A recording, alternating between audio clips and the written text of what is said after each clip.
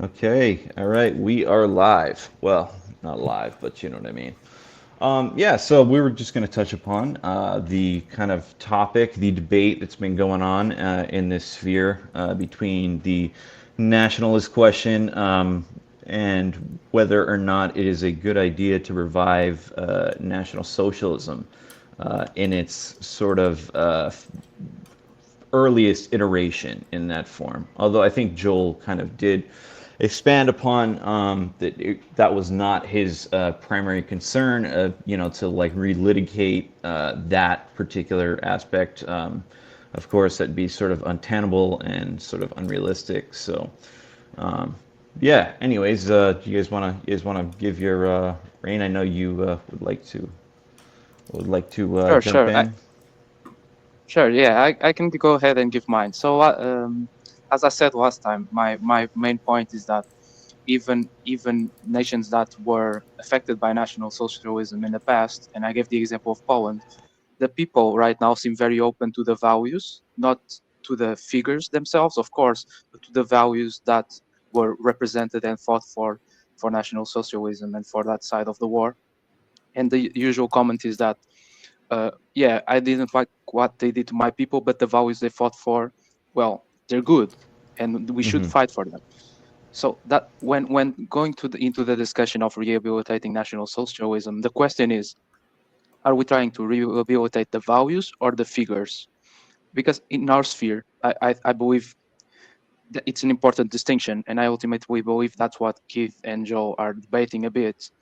If to to what level should we discuss the figures and to what level we should discuss the values themselves, and ultimate and to make Hmm. my point clear is basically I believe the values are much more important than the figures themselves. Yeah, yeah, And definitely. I also believe that when trying to forgive or trying to clear up the names of the figures, I believe a lot of our guys get lost in the mud or lost in the sauce Definitely. when trying to wipe everything that happened with a clean slate or trying to make them angels. And they weren't angels, they weren't devils, they were people.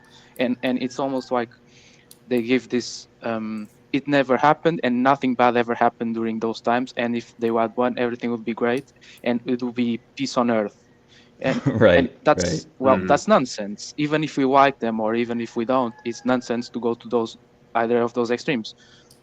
War happened, the reality of war happened, and that's it. And I think a lot of our guys in our sphere ultimately say fall into the trap of trying to make them saints, and we see then figures like I believe Gage, Lucas Gage, I believe that's the Oh name. yeah, Uh, Yeah. yeah. yeah, who's like the Nazis didn't, the National Socialists. I don't know what we can say on YouTube right now, but well, those guys actually liked everyone, love speech, Right.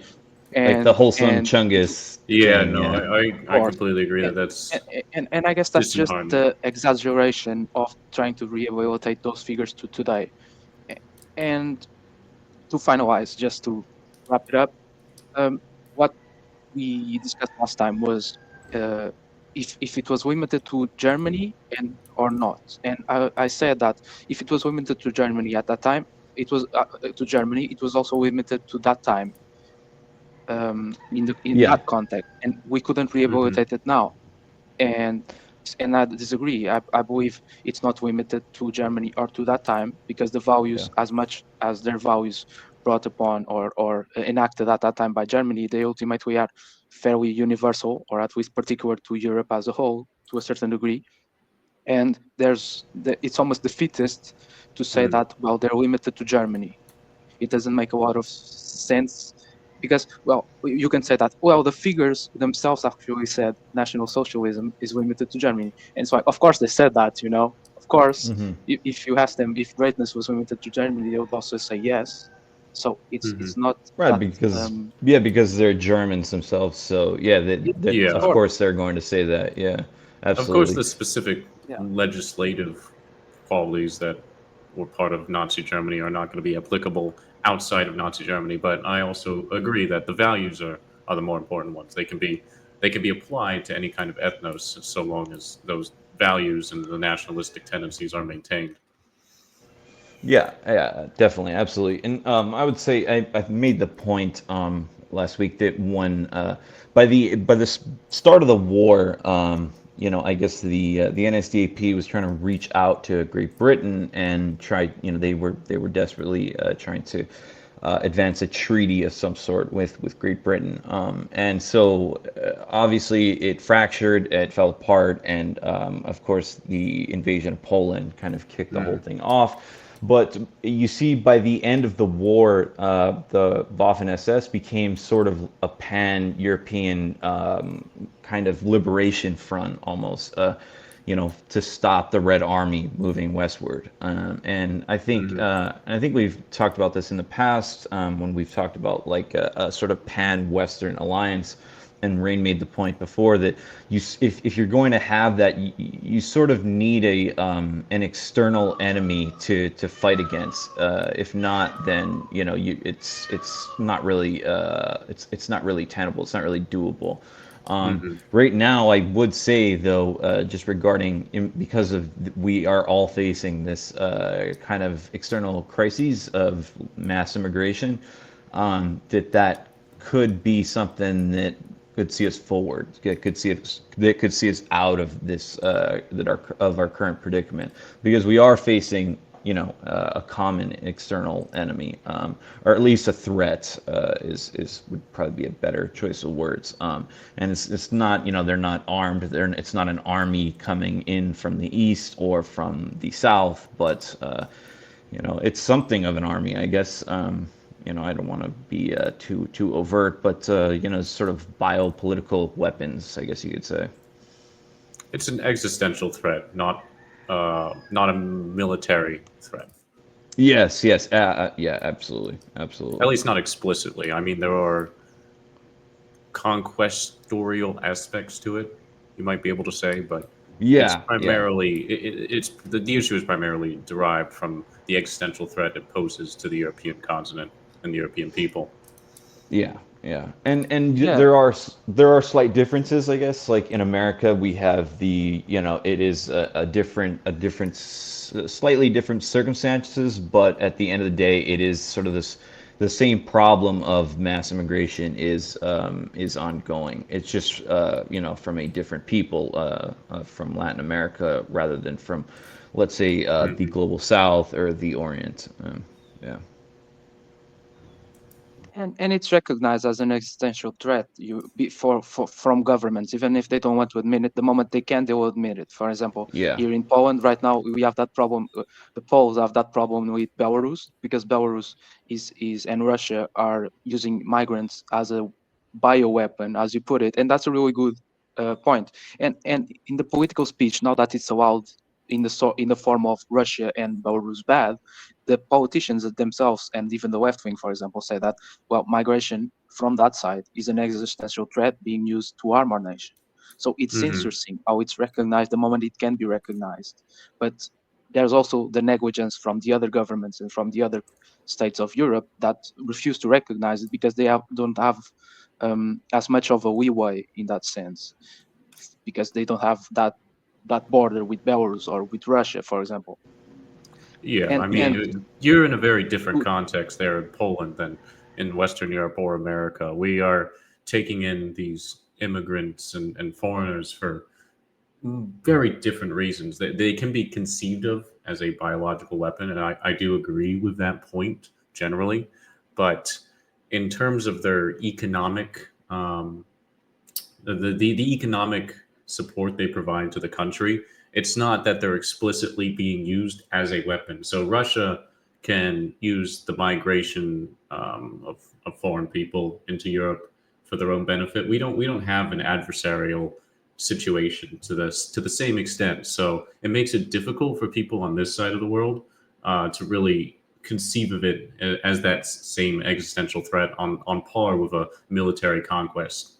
The only way we're able to stress, and you see this a lot on the right, the only way we can stress the threat of it is by saying, well, okay, well, look, these people are criminals, and we see a story every other day about some kind of horrendous crime, rape or murder, and obviously these things rile people up emotionally, but that's not necessarily bridging the existential crisis of it. That's just making it into an individual character flaw for each of these personal immigrants.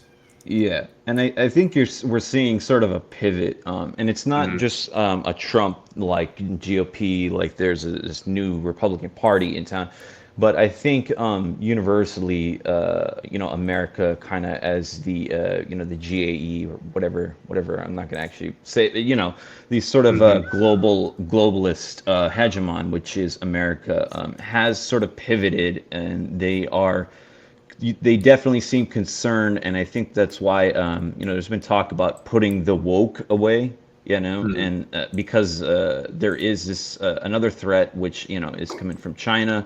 It seems that there is sort of a return of great power politics on the horizon, the conceptual horizon at least. Hmm. It may not have arrived yet, but it is certainly on its way, and I think they see that. And in order to combat that, and for America, I saw you posted a good thread about this the other day, Whistling. Hmm. America as sort of the global superpower. It's sort of a catch-22 situation because there's on one hand, it has been sort of it's led to the destruction of the kind of ethnos, of the sort of American ethnos, and it's certainly been destructive on the European continent as well. However, at the same time, we don't want to like burn the house down completely because there are benefits from it. Yeah. So yeah, and I think so by That's why a lot of Americans are risk averse towards it. I do strongly believe that. Like we saw already that these tariffs being applied are threatening the financial security of a lot of yeah, people, including yeah, me. I mean, I do have, a 401k, and that yeah, is suffering. that's it. I don't have a lot. I'm no boomer, unfortunately, but No, no, it, me neither. Me neither. but yeah, there are people out there who are going to put their economic Yeah, safety before yeah, their how might we say social or ethnic safety, yeah, yeah, and that's definitely. just because we're trained to face the world from a primarily economic perspective. My parents' generation definitely consider politics primarily as a Oh, vessel for absolutely. economic fortitude.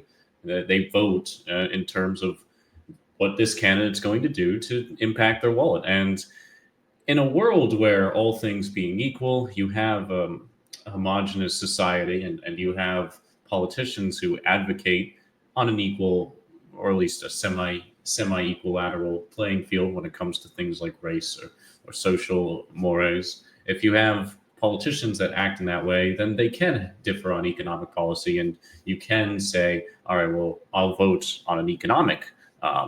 based on economic policy. And there was a time in American history when that kind of politics was common, was ubiquitous to the political schema. But now that's obviously different. There are the most tangible differences between the right and the left in American politics is going to be the social values, not the economic ones, which have largely been equalized over the course of history. That's a great So, point because yeah. because Oh, sorry. we saw like you want to finish the Yeah, I, point? I was just going to add one more thing about yeah. So I think about my parents and the previous generation, millennials, people over the age of 30, perhaps, who still talk about the way they vote.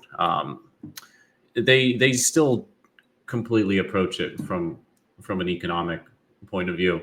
The social values are, of course, becoming more important, but when they talk about it, it's like, yeah, I want this tax policy, I want this tax cut, or I think we should invest here or we should invest there, and those are valid political takes. But again, there is a greater threat than just economic security.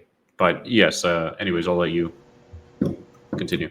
Yeah, I want to touch on that, and that's a great topic Hmm. to bring up because actually migrants and refugees are an economic cost, and it has been proven. I believe studies prove that Yep. in the Yeah. Netherlands, for example, each migrant was costing the social security 5,000 euros, and they were a benefit. In Portugal, the migrants outside of Europe are an economic cost, also in social welfare.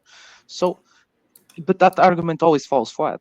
That argument has been Well, around for like 2 3 years, and I do want to touch on that real quickly. nobody really seems to pay attention to it, you know. Yeah, it's for And the state.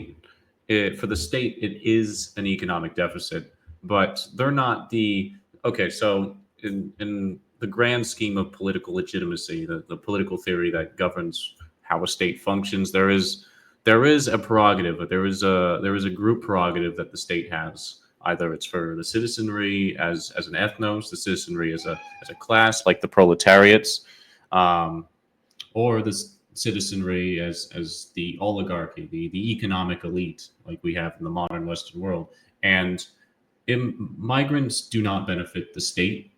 They do cost a deficit to Social Security, to policing, and various other social services that they, are basically parasites towards. But that cheap labor and that higher consumer base does become a profitable enterprise for private corporations, to which the modern state is generally serving. And I think that's the important distinction there. So when we say, you know, there is no economic benefit, that is valid because we're statists. We approach politics from the benefit of the state because we believe the state should be aligned with the ethnos, and those Yep. two should be mutually beneficial towards each Yeah. other. The private, whether or not private enterprise is truly profitable is completely irrelevant to most of my politics. It's a secondary feature. It's not completely irrelevant. I think that might be overstating it, but it's secondary to the security of the state. And yeah, that's, that's where the economic benefit is.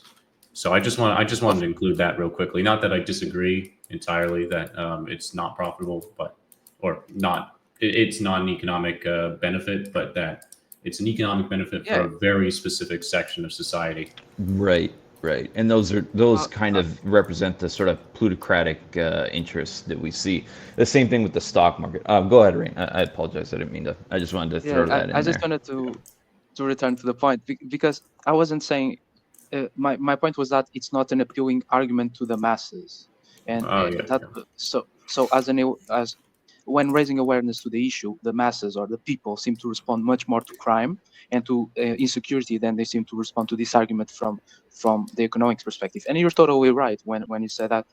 Um, the economic perspective of it, how it benefits the private elites, because it's ultimately wealth extraction. You bring in these migrants. They work for the company doesn't pay them enough, and they depend on social security that is paid by the taxpayer, uh, Hmm. by the taxpayer that benefits nothing from them, and actually is hurt by them in the economic sense and in the sense of employment.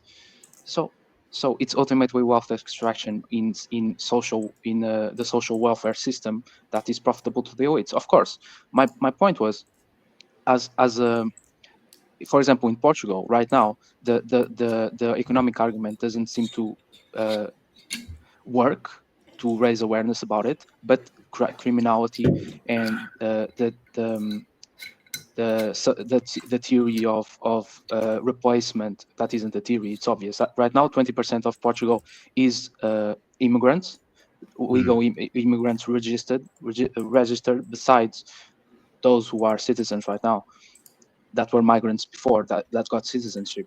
So um, what I mean by this is that it's difficult to know what arguments work and what those that don't, in the sense that the people are very unpredictable to what they respond to.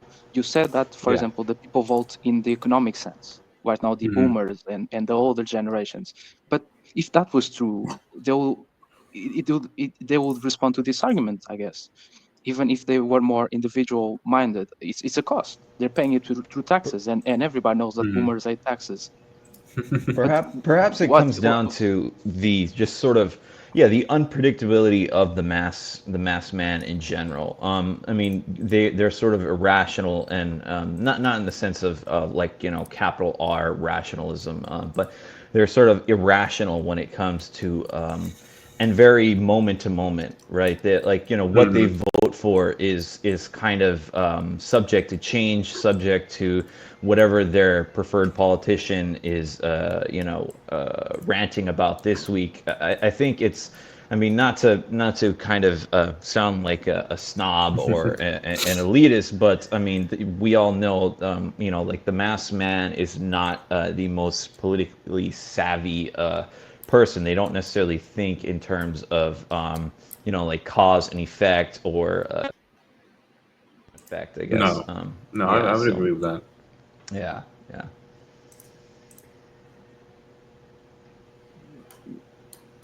Uh, y- yeah. And I, I, uh, I guess I don't have much to add to that point specifically, but to return maybe to The the the sort National of Socialist debate yeah, would yeah, be yeah. Yeah, We sure. yeah, we could return to that. So returning to that, it's also the point of perhaps breaking away from the individualist and the liberal mind, and Hmm. how much rehabilitating National Socialism, the values of it, of course. I'm pushing away the idea of the figures. The values of it would certainly be necessary to break away from this individualist mind that thinks about politics in the economic sense, linking it to this discussion now. And the older generation, of course, more connected and more linked and linked to Hmm. this liberal order, because they were after when the American hegemony with all that liberal with all those liberal values were spread around.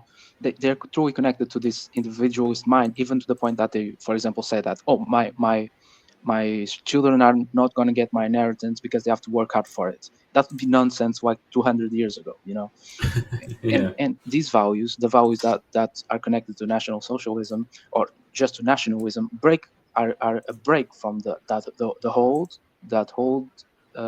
notion that young but old notion right now, and towards something new. And we see that with the new generations, of course, being forced into for because of the danger of multiculturalism, they're being forced to understand, all right, there's this group I belong to, and I must protect that group because that group protects me when I'm faced with the danger from the all these other groups coming in and creating problems. And when I'm Hmm. with my group, I know that I'll be safer than when I'm yeah. alone or when I'm surrounded by people that aren't. So if you guys want to go from there, go ahead. Yeah, I think that too. I also made the point when we were talking about this previously that it doesn't. I think the sort of petty status argument that outside of let's say Germany or in Italy, this like these systems of government. Well, I realize that might sound a bit reductive. They're not necessarily just systems of government, but these worldviews. Just don't really like you cannot have that sort of national socialist government Hmm. nation state you can't set up that sort of I would disagree with that because for example like if you want to talk about the Mediterranean peoples I think you can absolutely have that. We saw that like even sort of imitations of it, like I don't want to say cheap imitations, but people like Franco and people like Salazar's Hmm. New State, you did see that was sort of modeled in a corporatist fashion. And then if you want to talk about like the Nordic peoples, if we're going to separate those two distinct types in the European context, overseas in America, I realize there's certain ethnogenesis, but that the America that us and we in America have gone through. I don't think it necessarily that argument applies either because technically we are still of the same stock.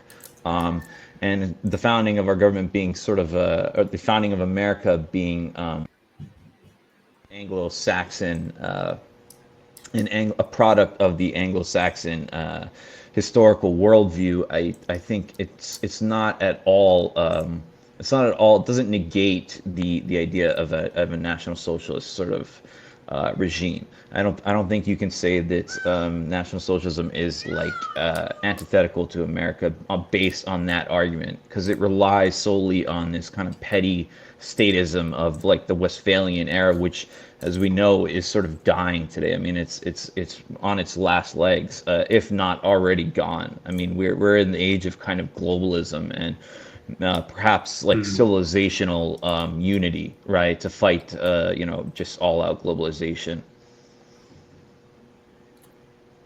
Yeah, no, I agree. I also believe that um, the presuppositions about the world, the axiomatic views that underlie fascism are fairly universal. Sort of a fidelity between kin and the belief in a higher authority, hierarchy. These things are not selectively assigned to European people, or if you're perhaps a Nordist purist, just the Germanic people. I think these are universal. I mean, we don't speak in the fondest manner of people outside of Europe, but I would go as far as to say that even they have these same kind of inclinations, and we can see that from a historical perspective. Most states, most civilizations form in such a way that uh, repudiates an anarchist, an egalitarian world. They want to have an us versus them distinction first, and then they develop the stratification of the society. It's the most effective, it's the most efficient, and it's the most ubiquitous form that civilization occurs within. So yeah, these are universal values, and they can be applied more liberally than a lot of people might contend. I've said before that when you started debating that question of does national socialism is exclusive to Germany or not, I Mhm. said that it was a very American debate because if an Italian or a French person or a German in Europe, all of them said they're national socialists, you wouldn't picture them all having the same structure, exactly the same structure. They would adapt it to their context, and I believe that's ultimately what we're talking about when we say that it's exclusive to a place. Well, it is in the sense that it's in the context of that place, but it's usually adapted. I believe I read Slavoj Žižek, and well, I know he's a leftist and all that in certain contexts, but ultimately he said that the uh, I believe the quote was something along the lines of we measure the universality of a value in the way it can be applied to a particular context. And he also called it a certain betrayal of the original value because you're adapting it to the context. So how much does it remain the universal value? But it's in the sense that everything, when we say that, we're trying to clean, bring back. We're not trying to bring back this the system as it was. We're not trying to bring the Mhm. bodies up again and all and have them everybody do exactly the same thing and sing kumbaya. Of course not. We're trying to learn from that experience. We're trying to build a future, not looking at the past, just taking inspiration from it and going further than that, because the context isn't the same, the challenges aren't the same, Mhm. the technology isn't the same, and of course the context even between different nations isn't the same.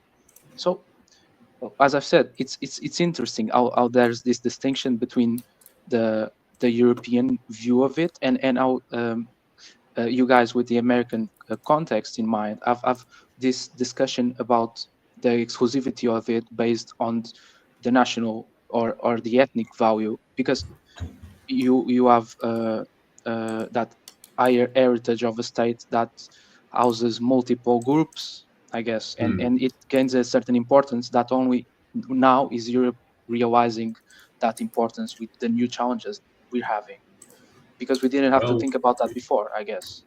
For when we talk about, for example, leftists from people considered leftists from 100 years ago, when they were referring to a culture, they weren't thinking about different ethnic values. They were thinking about if I'm a French leftist from 100 years ago, and I'm talking about maybe 200 years ago would be better.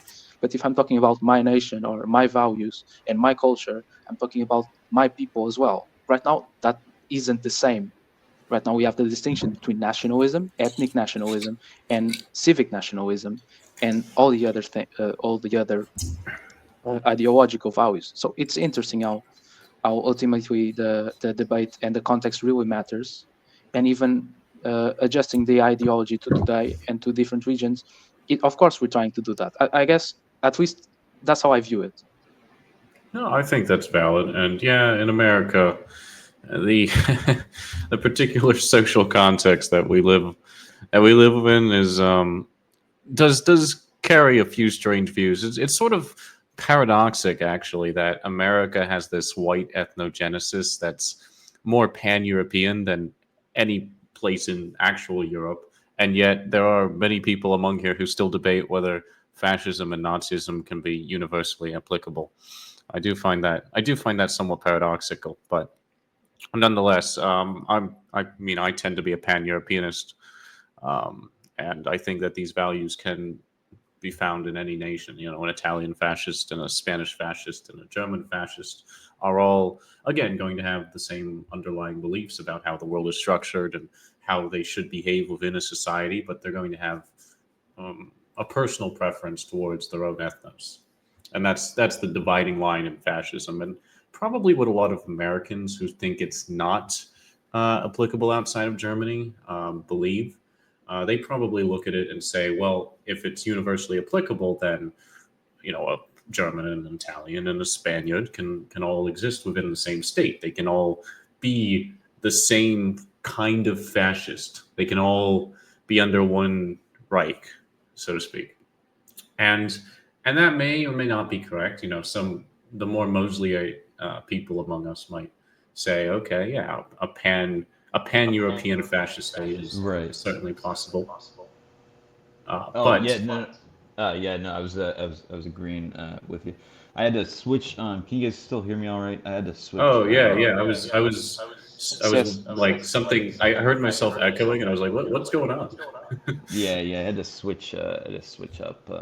My headphones were dying, but yeah, no, I don't think that. Yeah, that's sort of reliant again.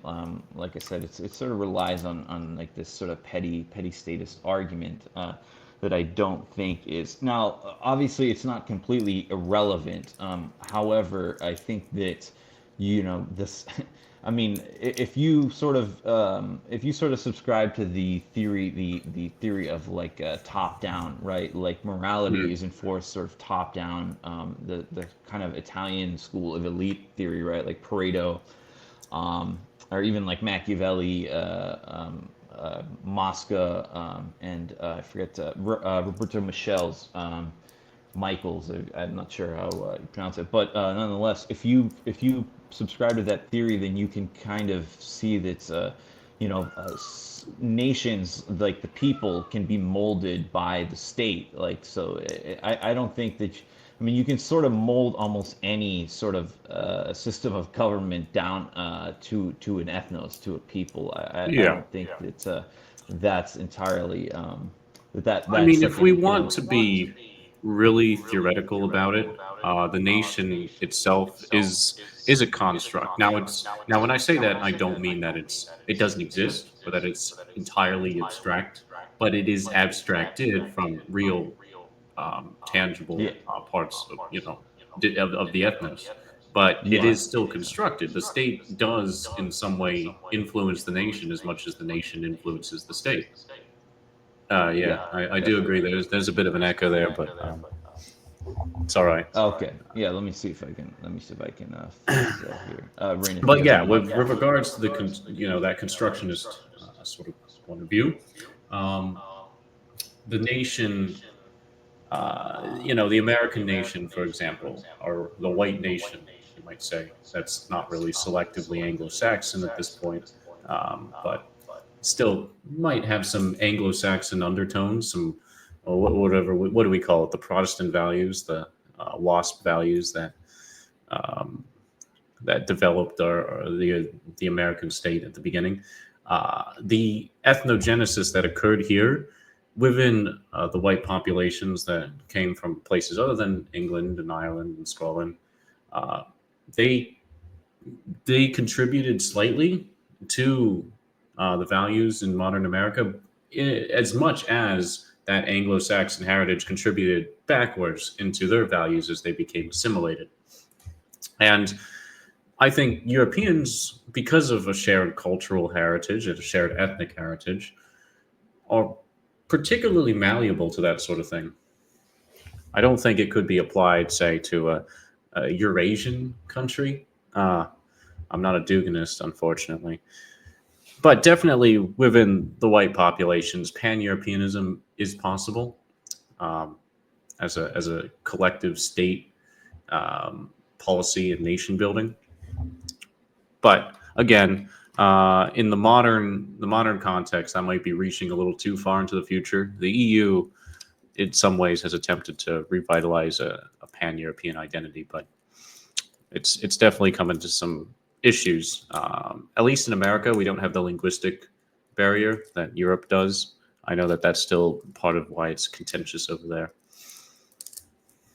The actually the language isn't the problem as much as it is, for example, the EU's attempt is that when they're trying to create this bond on of pan-Europeanism, they ultimately end up at what can we rule and what can we not rule, what can we make law and what can we not make law, and ultimately they arrive at the values of the rule of law, of equality and all that Hmm. liberal stuff, and that market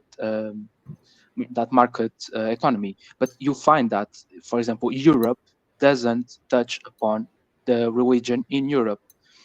Why? Because, well, different European countries themselves have different religions, Protestantism or Catholicism, or Hmm. even those that really don't fall into either of those categories as much as others. And that's the problem with all the idea of banning anything, is that when we try to create a bond that is too general, it becomes who is it for and how strong can it be. And I believe that's ultimately where we arrive when we talk about pan-Europeanism, is that somebody will have to rule above, and somebody will, and the others will have to bow to a certain extent, depending on how much we want to really force it, or to embrace it. If we Hmm. want to keep it as a shared ideal, which works right now, and you check how with the idea of the united enemy, there's a bond between nations, even between, for example, the Portuguese and Spanish. Right now, that would be unthinkable during almost all of their history, but right now they're friends to a large extent, even their governments, or I even would say Poland and all of their Germany, history, but they were and friends at some even point. uh, No, I agree. I agree. very very Sorry. no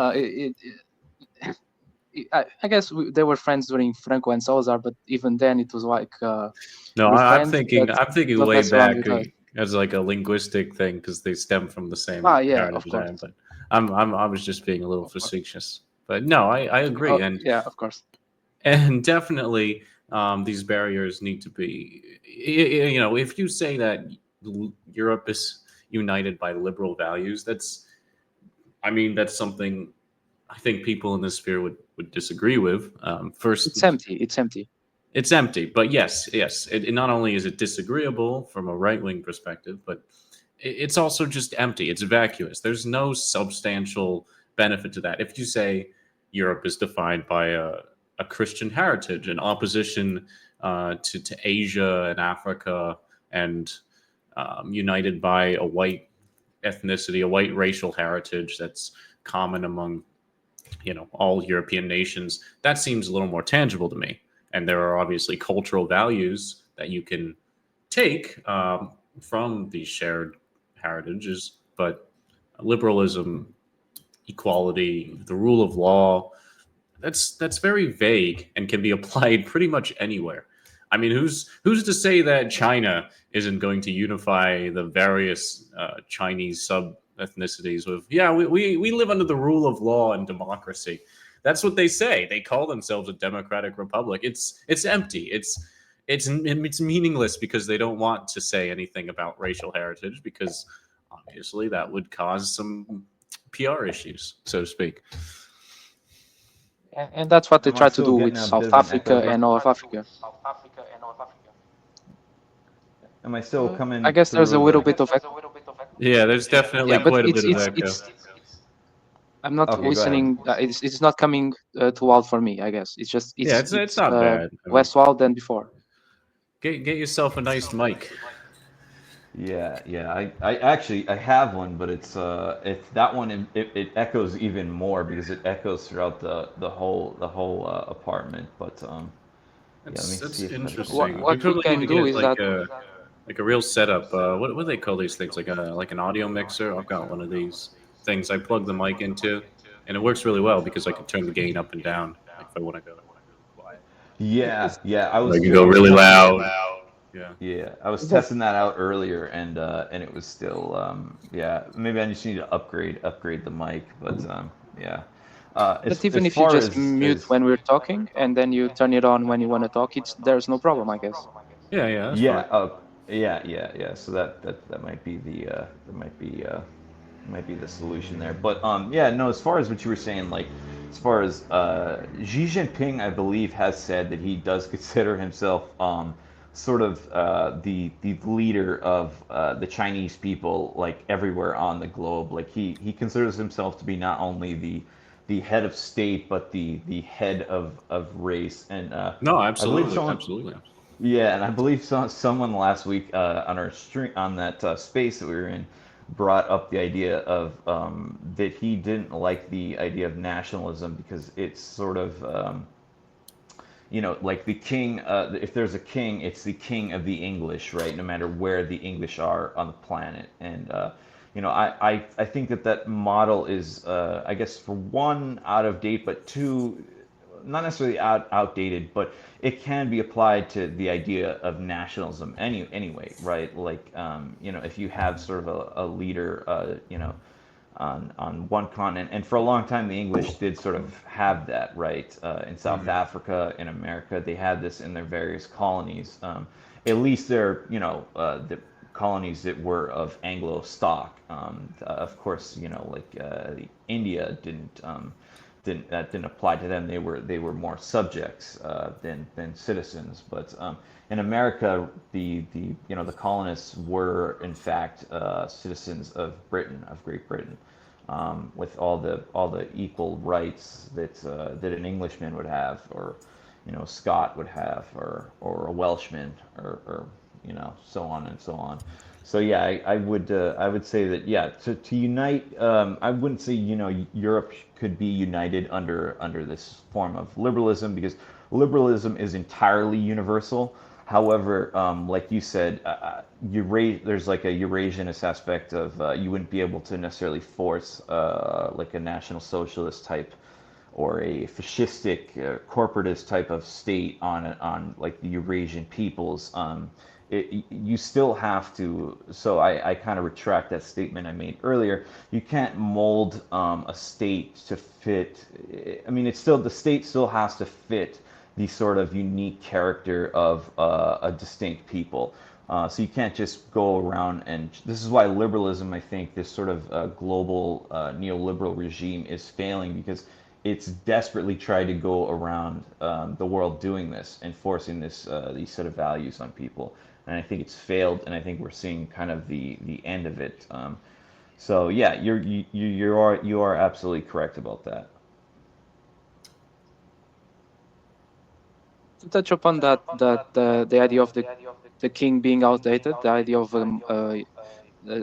it's interesting in the pan-European sense. For example, even the European Union right now has no king nor anything close to it. We have, I guess, van der Leyen, which Yeah. isn't a queen or anything, of course, but just the fact that the European Union is mostly centered in Brussels, the departments and all of that. It's reason enough, for example, for all the other countries to be like, why do we have to obey you? Why do we obey the European Union? That the main headquarters are in Brussels, you know. And we Hmm. had, for example, Meloni. He said that, well, the headquarters of the European Union should be in Rome. And if we're just seeing this, if we're seeing this already with the European Union, which is almost an headless organization to a large extent, in at least in the way it represents itself. Uh, Imagine if we had an attempt to unite Europe under a single major force. Well, the French attempted it with Napoleon. The Germans attempted it with, well, throughout history a bunch of times. We had that with the Pope during the medieval times, and well, it worked fairly well. to a large extent, because when states had conflicts between themselves, the Pope would decide, and I guess it worked sometimes, it didn't work others. Right now we have, I guess, the European Union, and then outside of the European Union we have the United Nations. So, but that's just to say that it's difficult to think about pan-Europeanism in a sense of a united central form of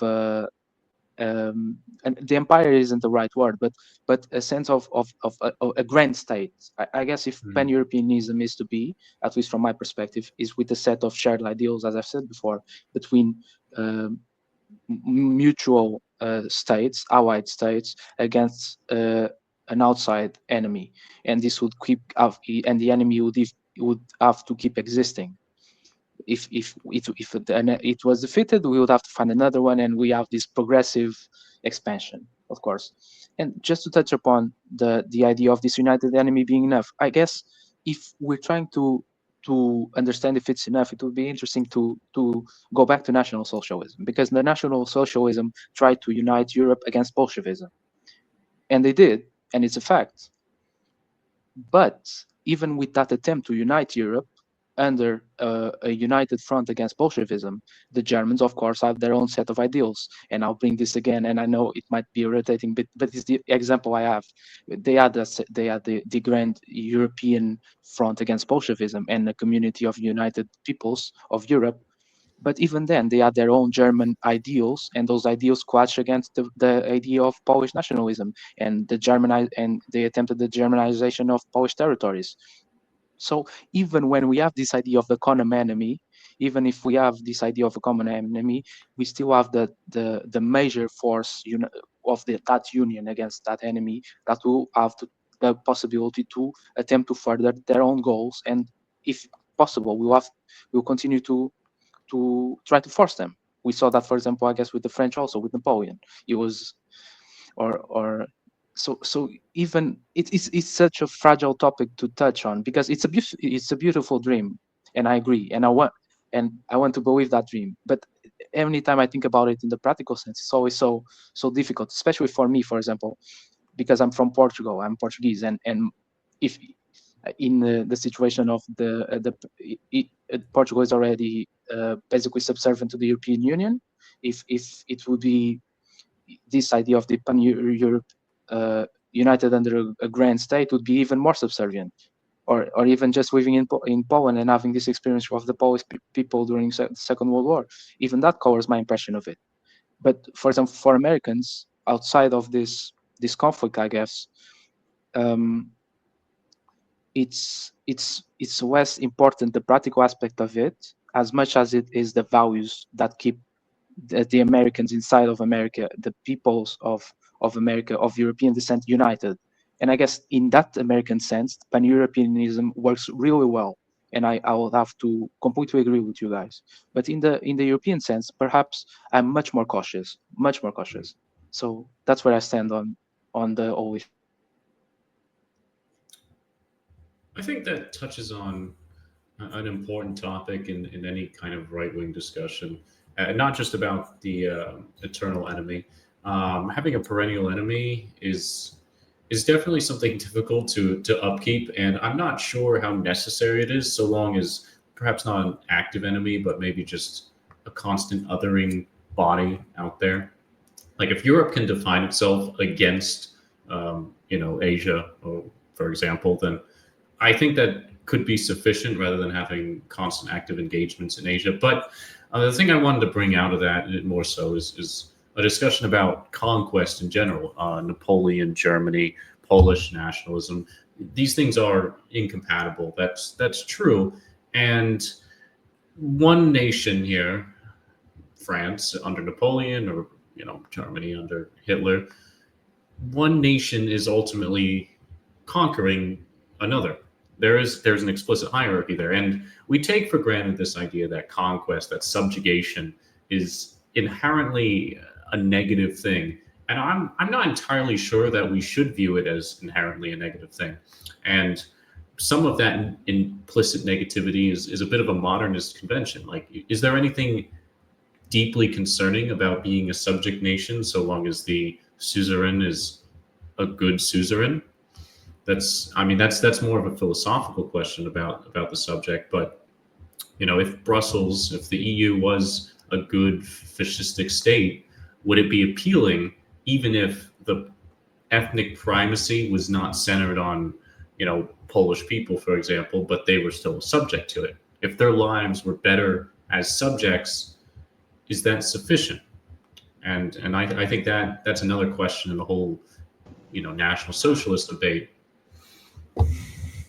Yeah, yeah, I would agree about that. I mean, but I understand Rain's concern with about in the European context, because right now, like you do have in Brussels, the EU just is kind of just represents a vassal of American hegemony, right? And Yeah, that but is and that because there's something inherently wrong about having a united European polity, or just it's because the EU, the qualities of the EU politically right now are bad? that I would say that that's probably because of the policies of the EU are like it's bad. The EU is inherently destructive to the European people. However, I would also say that due to the kind of cyclical nature of history, I'm not sure that it's possible ever to have a this ideal utopia, this Fukuyama-like utopia where you have sort of a political structure that lasts forever, and Yeah, this is the absolutely not. I mean, that's just political garbage. Anybody who believes that there could be a constant political state right, is right. deeply has some deep flaws in their thinking. The historical context changes so much about what is a necessary political value to have.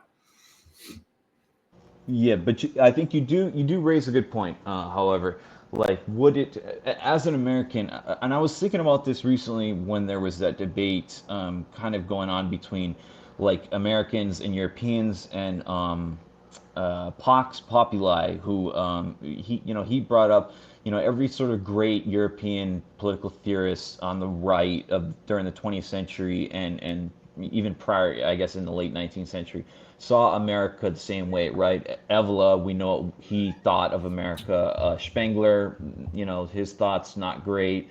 Yaki, I mean, and I guess we can. I mean, those are sort of the the big three.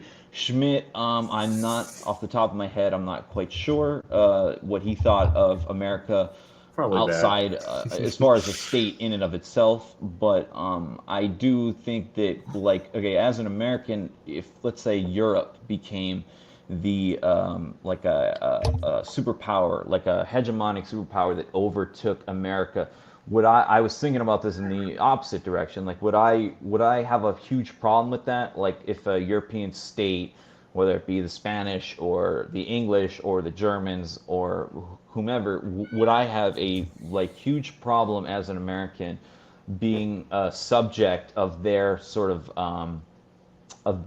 political structure if it benefited Americans? And I think the answer I came to was not entirely, and maybe that would be beneficial for America if Europe became, right, if it switched and Yeah, Europe became. So yeah, I understand completely, and I was sort of asking myself this question not so long ago. That would that be a bad thing? And maybe that's because America has been so subject to change, not just during my lifetime, but prior to that, right? And during the sort of ethnogenesis, as America came about, right? We integrated all these pan-European peoples, and prior to 1965, yes, there were problems, but we did it somewhat successfully, I guess you could say.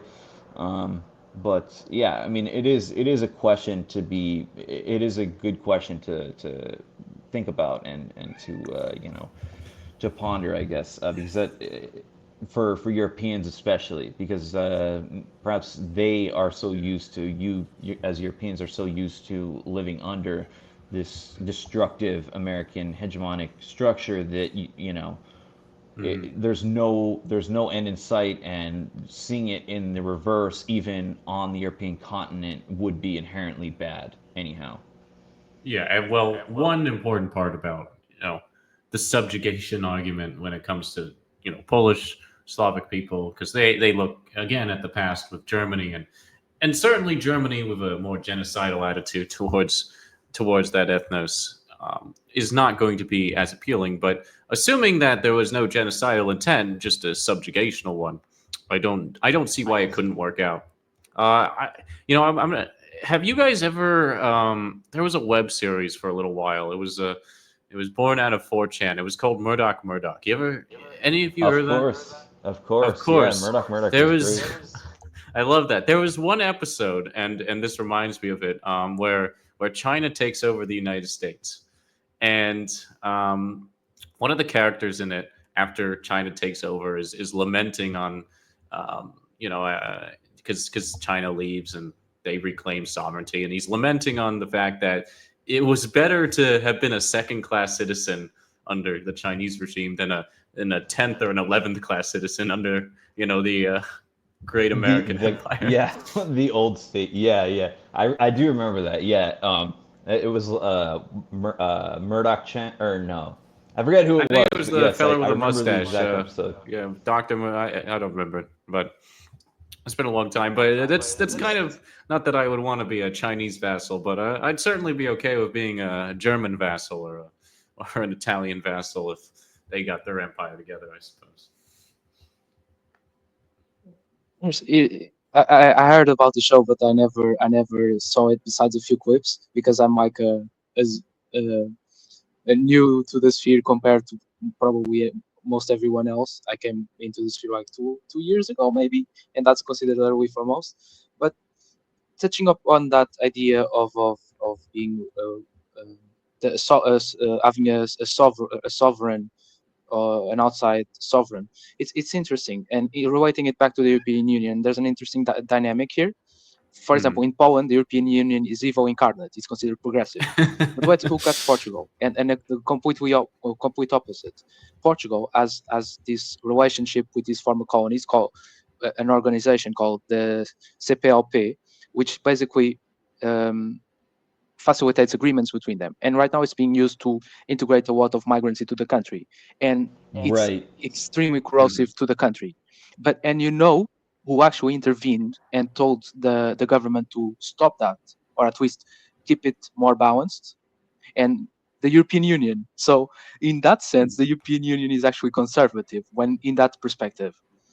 And all that to That's say that, interesting. I did not know that. yeah, it's That's really interesting. interesting. Hmm. Yeah. It's Not it's it's familiar a with really Portuguese interesting politics. it's really interesting how the European Union has this double facet depending on the country that's.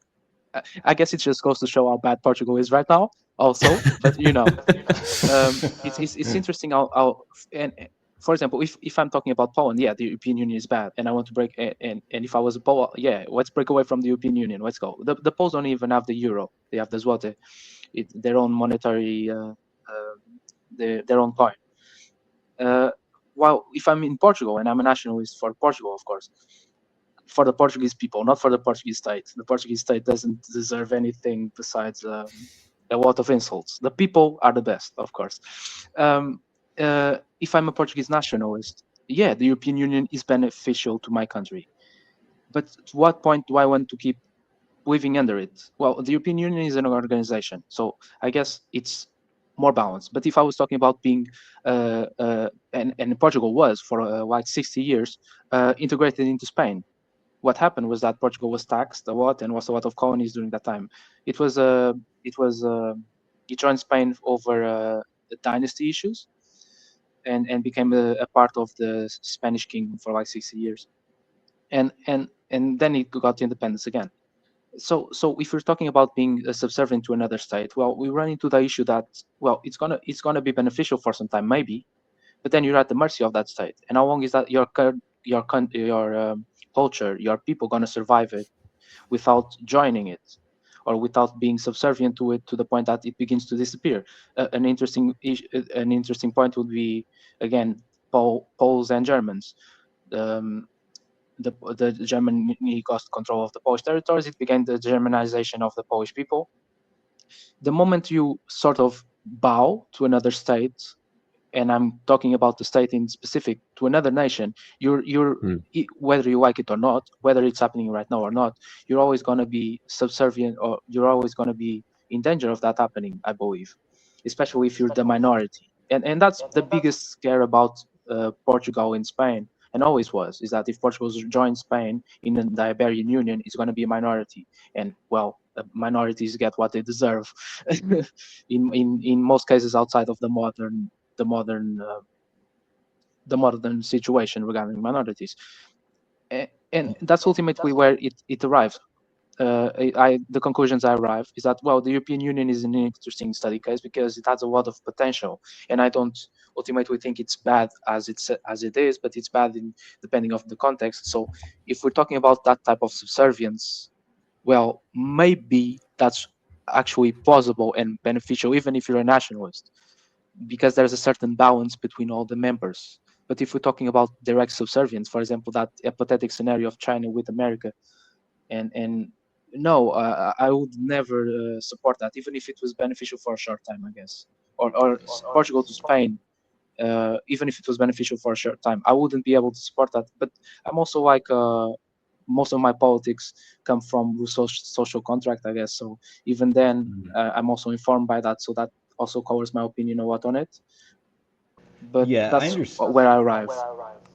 I completely understand the concern there because there is this kind of looming threat on the horizon, right? That could possibly, anytime, and like you said, outside of the context of modernity, yeah, minorities. Who cares about the rights of the minority, right? Like it's the majority state, it's the superpower that is going to be that is going to make the decisions.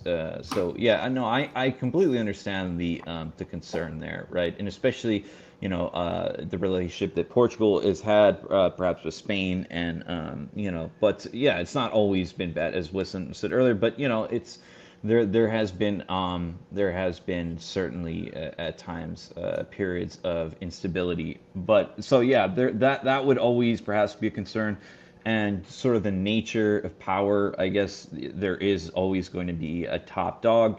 So yeah, I mean that's a question that's another difficult question to answer that I think that perhaps we should maybe explore on at some other point. Absolutely, absolutely, because there you are sort of at the mercy. Like let's say Germany does become, or Poland, or Italy, or take your pick, right? A state becomes the kind of hegemon in Europe. I mean, you sort of are at the mercy of whether or not. I mean, things might be good right now, but in the future, will they continue to be good? Right? Once that, let's say, an external enemy, the immigration ends, right? Things would kind of return to a period of normalcy, or at least relative normalcy. Does this remain the case where everyone remains kind of united and sort of living harmoniously, right?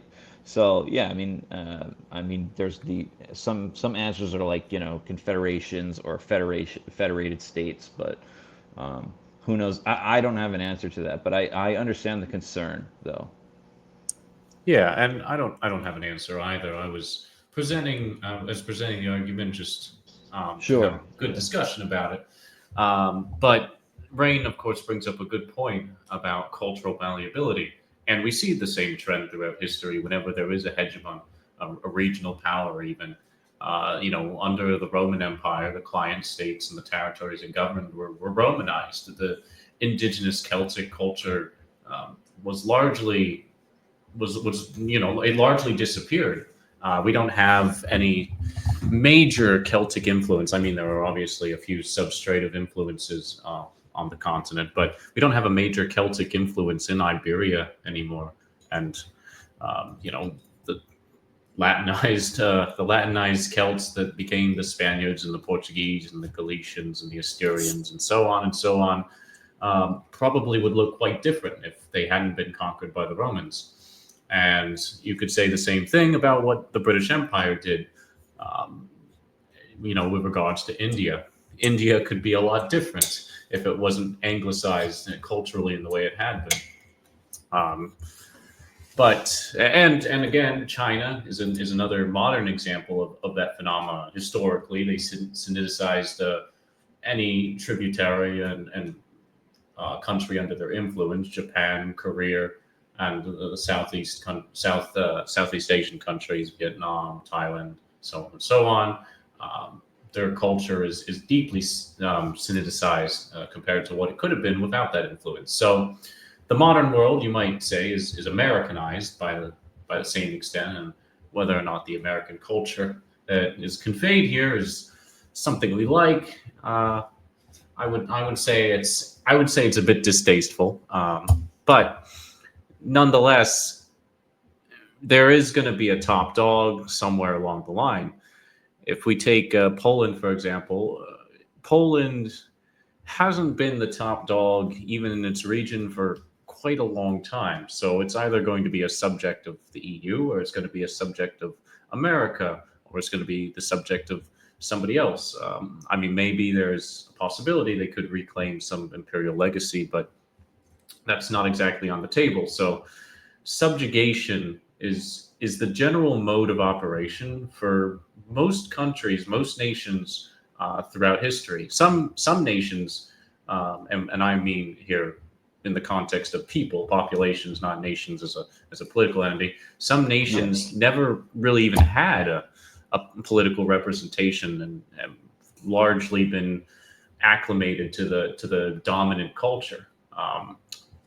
Even in Europe, you talk about the French. Um, they are the dominant culture in France, but they're definitely not the only culture in France. You have a few cultures that had some state of representation in the medieval era, like the Occitans and the Brittany. What do you call somebody from Brittany? You don't call them British. I hope not. But the Normans and so on. They were acclimated into the French nation state when that was unified, and have for Yeah. perhaps 500-600 years never had political representation. So are they necessarily worse off for being subjects? In a way that they've lost their culture, they've lost a lot of those cultural values that made them unique compared to the dominant substrate, probably. But um, they manifested their political authority as subjects. They entered into politically prominent positions within the French state. They become prominent figures within French culture. There is still a sort of honor in the subject, so long as the state acclimates the subject in a conducive manner. Yeah, yeah, and you even saw this in the founding, like the probably the first 100 years or longer. I think probably into the 20th century, you saw this kind of sort of vehement, not hatred, but something closer to to this Latin, right? Like America, somebody was making this point the other day, and I forget who it was. But I was listening to somebody. It might have been Thomas 777, who was making the point that there was, if you read the Federalist Papers, there's this sort of this inherent hatred, like again, not hatred, but this rejection of like the Latinization of Europe and the sort of Anglo the an emphasis on the Anglo-Saxon way of life in America, right? So I guess the like in ethnogenesis, it can take time, and it's difficult to kind of decipher how long that can take. But yeah, I understand what you're saying here. Like, is it? Yeah, I mean, there is sort of a nobility within being a subject, depending on the state, and but there's also like again like a looming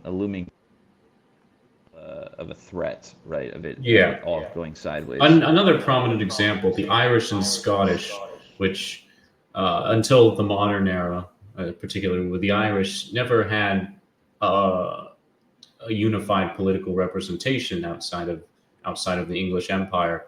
And it is through the English Empire that we see a lot of Irish figures that kind of, so to speak, strove for the stars. They became dominant figures in philosophy and law and science, and they did. There was quite a deficit of native Irish culture, and I don't want to get on Keith Wood's hit list for saying any of this, but there's definitely they definitely benefited, you know, for the most of history as being subjects.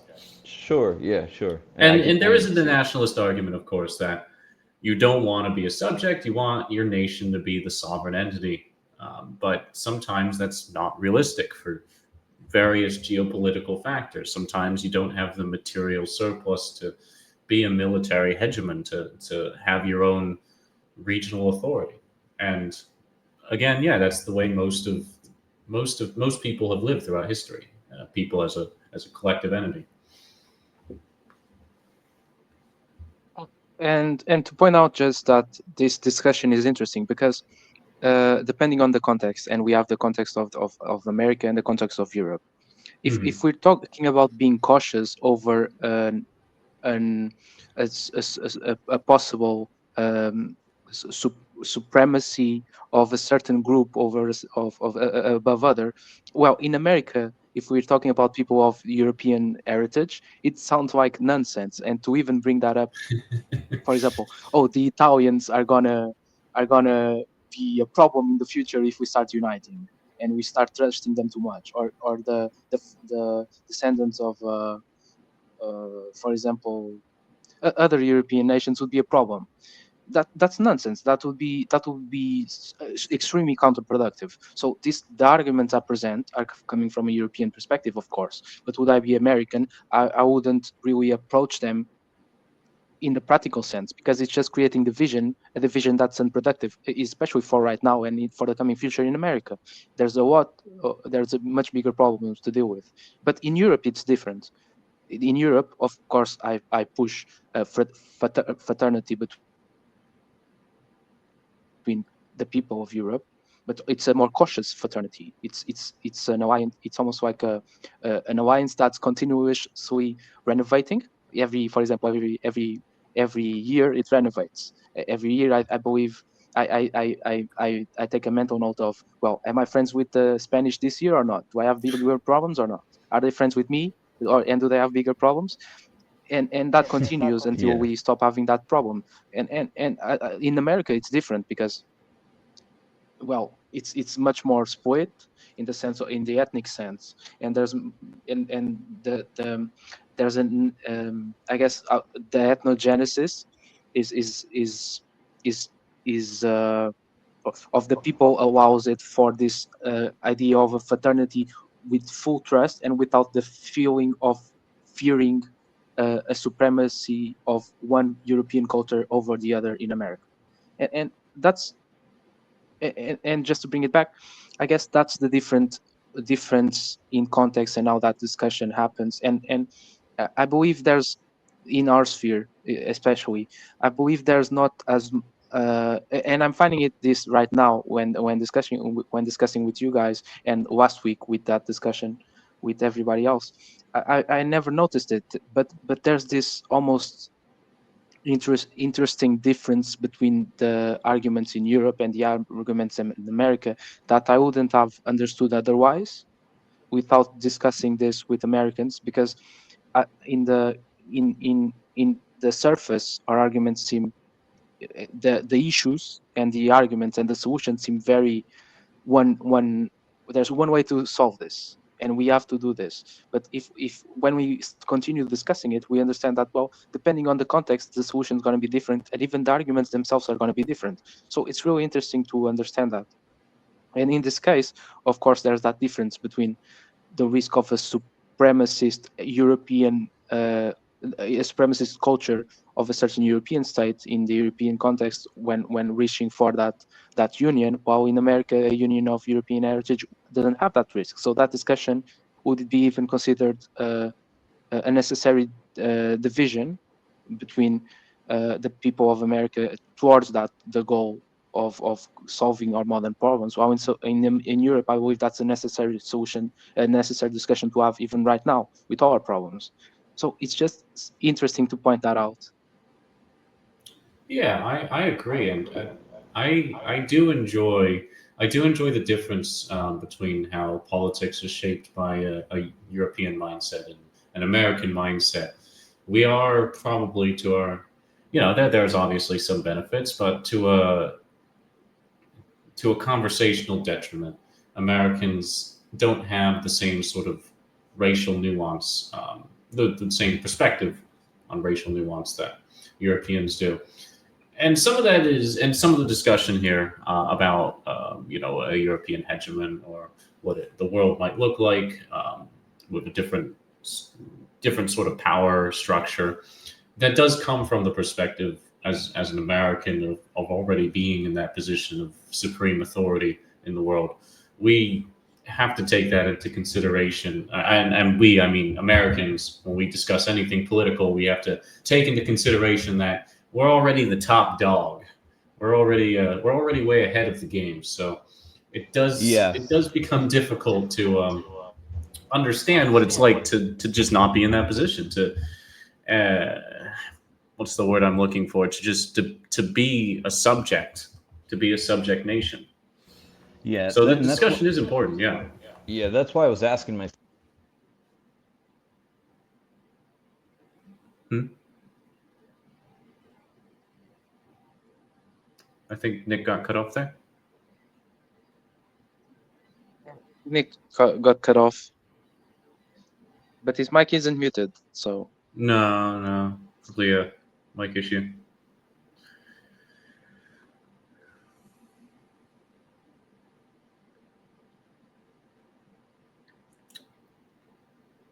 I think he's solving it right now. You keep this up, I'm gonna mail you a new mic.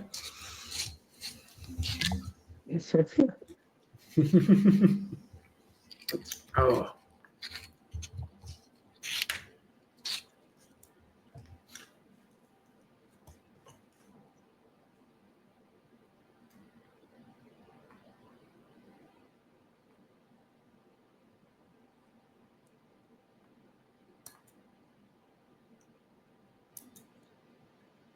Yeah, I guess. I mean, I guess I'll just continue same train of Sure, you thought can there. continue. Yeah. Yeah, yeah. So America is and I remember Nick earlier mentioned that I did tweet something a little bit about that. Um, being the hegemon, being the global power, the most important perspective shift that I think it causes is this idea that any change is going to be negative. Like any worldly change is going to cause issues for the average American. So, we think about perhaps the subject nation as being our subject. So there's definitely there's definitely a part where being at the forefront of global politics gives us liberties to express our culture as degenerate and unfortunate as it is right now, unabated by whatever powers that exist. And maybe that's why, this discussion about China is so prominent. Things like TikTok and the social media that Chinese people are pushing out with their own indigenous views. Um, Maybe that's why it seems so threatening because we've never had to contend with somebody else who really just likes themselves and can back that up with economic uh, with like a prodigious economic authority. You know what I mean?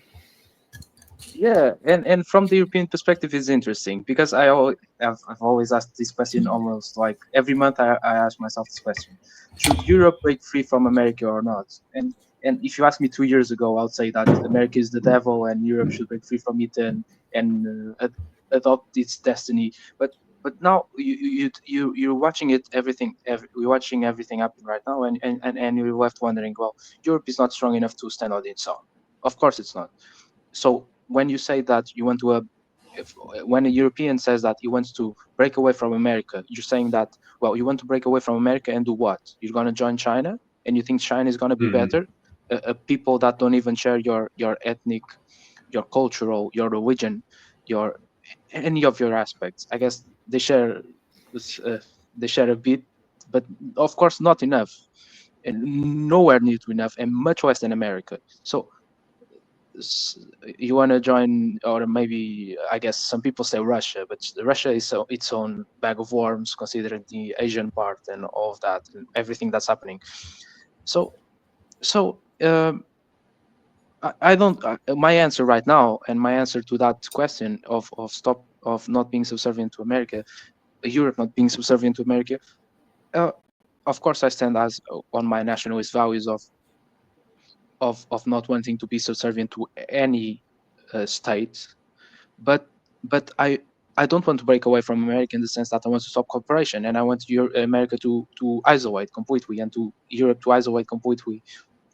I believe there's a great benefit to the partnership of the Western world, of course, and bringing back pan-Europeanism into the conversation.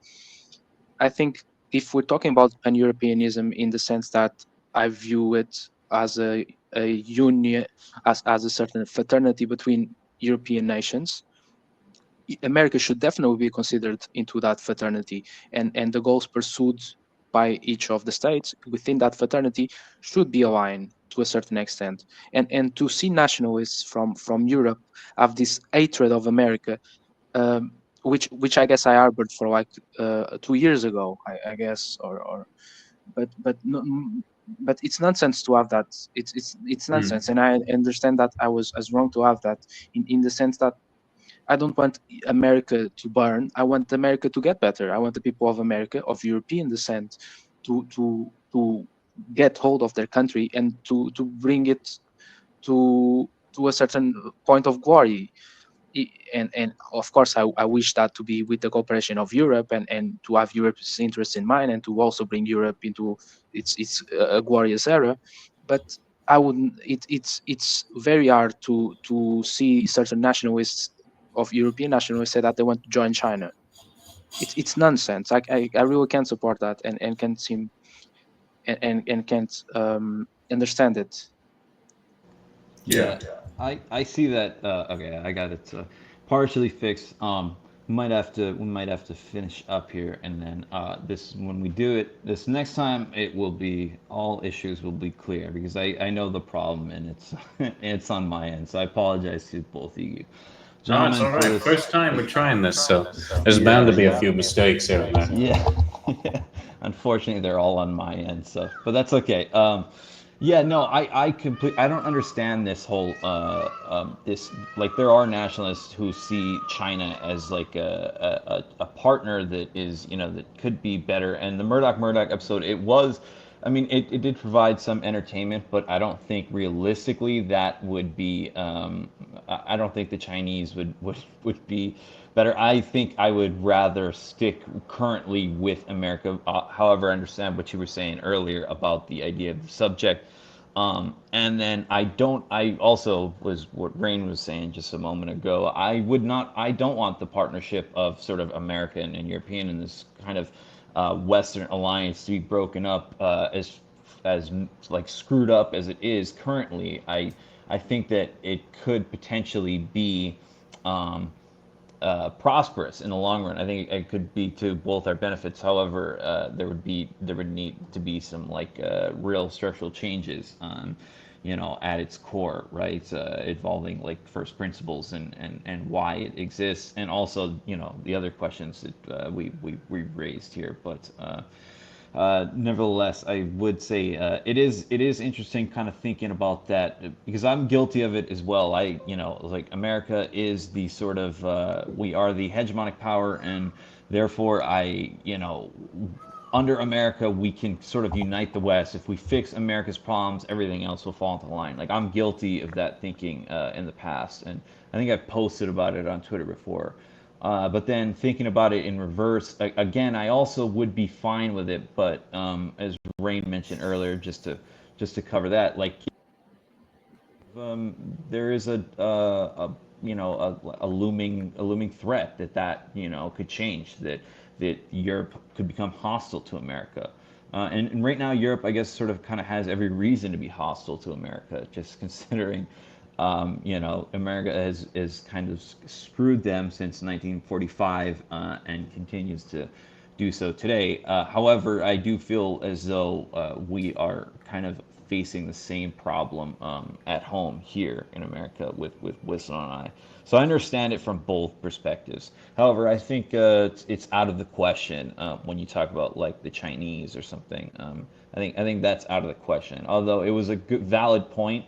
I think they were bringing up on Murdoch, and that's a great show. But yeah, it's I think it was to demonstrate perhaps that it was that would be fine perhaps under the right circumstances and under a European model. Like if you're going to be a subject, I want it at least, at the very least, if it's going to happen at all, to be under a people who shared my stock, my race. Yeah. No, I certainly don't want a Chinese imperialism over here. I think No. that episode it was very funny. I think that the intention was to be more hyperbolic in the sense to demonstrate how Yes, very. poor the white man is in terms of status in America. The imperative point of that episode, that quote too, was not to say that a Chinese invasion would put us at second class, but that we're currently so low that we don't even register as second class citizens. Right. But Like it almost wouldn't even make a yeah, difference, and there could be some benefit to China. Yeah, yeah, yeah. yeah. It's just a hyperbolic comedic line. I like it, but not because I dream of such a situation. I do not raise my hand. I do not give my heart out, as Elon Musk might say, to Xi Jinping these days. But Yeah. nevertheless, I've always contended that there are two Americas. There's the America that, and maybe we shouldn't use these terms interchangeably. Maybe we should distinguish them somehow. There's the America that we live in. This empire, this liberal empire that subjugated the entire Western world. It's something we despise. That's this belligerent, economically warmongering entity that seems to have corporate interests before personal ones. And that's the one that, like Rain, other Europeans are. That is a valid entity to hate. It is perhaps the worst entity currently that could currently govern the Western world. I don't like it as an American, even if it does provide material benefit, and Europeans shouldn't like it because it just infringes upon their culture. It infringes not only on their sovereignty, as any imperial hegemon would, but infringes on their ability to exert their own um, their own sovereign interests within their nation that they live in. We obviously impose certain values, and I say we, but I should say this America that I'm discussing here. It imposes its cultural values, which are deeply corrosive. And then there's a second America, and this one comes up quite a bit within nationalist circles. It's this manifest destiny, this a frontiersman America that's something more admirable. It's almost like a sort of it's what's the word I'm looking for? It's the coalescence of the warrior in the European culture, the frontiersman, the individual who can strive for mightier things in the world. That's a good America, and those are cultural values which I think are genuinely important to convey, but they get lost. They get lost in the grand scheme of things because that's not the America that rules the world.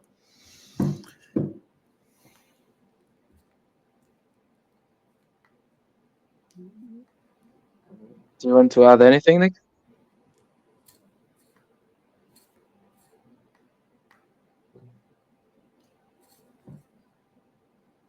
Not sure if the mic went out again there. Oh, it did? I mean, I'm assuming so. Ah, yeah, it did, probably. I've got nothing to add because you covered it pretty well, and I agree. Actually, I believe there's this distinction between the America that is and the America that could be and should be, and I believe most Americans actually want it to be. And I don't. I think a lot of European nationals always ultimately take America for what it is, and that's what covers their hatred and their emotion towards it. While there's also the other side, because normally Europeans love America. If you ask a European where he wants to travel, he'll say that I want to go to America and see what's going on there. I want to see But Disneyland. Yeah. yeah, So I imagine Terrace. it's New York. Everybody says New York. Everybody Oh, wants to really? see New New York. York? That'd be the last place I'd want to go. Yeah, yeah, but Europeans are always talking about that. Even like in when Not you that I want come to go to here Disneyland either, to but America. you get the point. Usually in Europe, there's the Disneyland in Paris, and that's where everybody wants to go to Disneyland. When I Mm. was small, I wanted to go to Disneyland in Paris. um, so, but I believe nationalists, European nationalists, those that hate America, ultimately take it for what is and not what be and should be. I believe there needs to be this fraternity between Americans of European descent and Europeans, and that gets lost and really lost. I've seen Americans speak with. I've seen European nationalists write of America, and even some I spoke with in real life say that America is like the devil, and it's like, well, I Ah, guess it's right now it's bad, but it's not like um, it's not like it can't be better. It's like saying right now Germany is the devil, and because of the good German government doing all that it's doing to its own people and even to the countries around it, or even to say that France is the devil because the government is bad. It doesn't make sense to just be like that to America from a nationalist perspective. I believe there's this necessity for cooperation with them, with Americans from the European side. yeah, I mean, America is a European nation, fundamentally. It's just, again, it's a little lost right now. Yeah, and hopefully we can regain that aspect. Okay, so I'm gonna stop it here.